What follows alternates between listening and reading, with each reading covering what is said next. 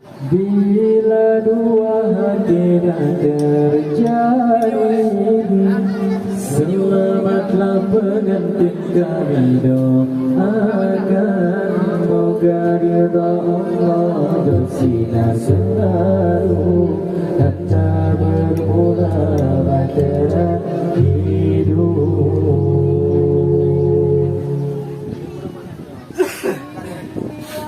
Dalam melayari bahtera rumah tangga, ada masa senang dan masa gelisah. Jangan nafsu diikut melulu, sabar dan bermaafan itu perlu.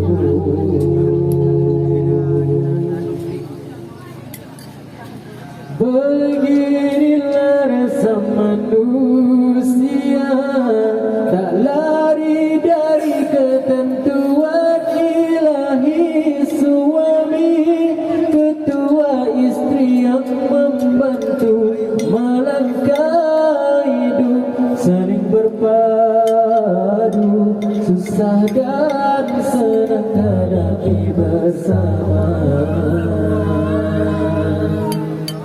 Moga kekal hingga ke syurga. Selamat pengantin baru, selamat pengantin baru.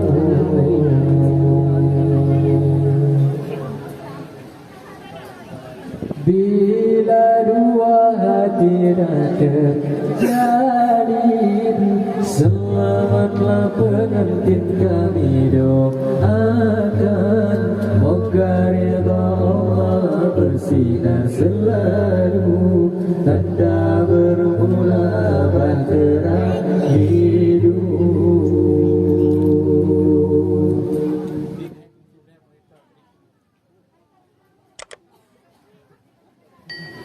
Dalam melayari bahtera rumah tangga, ada masa senang dan masa gelisah. Jangan nafsu diikut melulu, sabar dan bermaafan itu perlu.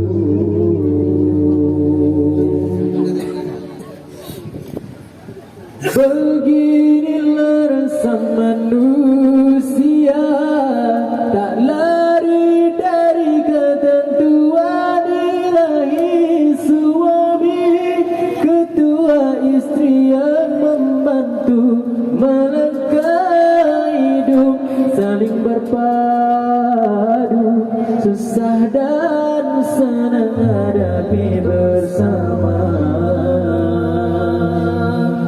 Moga kekal hingga ke syurga. Selamat pengantin baru, selamat pengantin baru.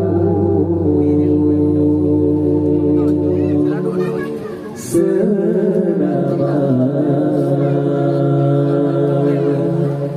pengantin baru.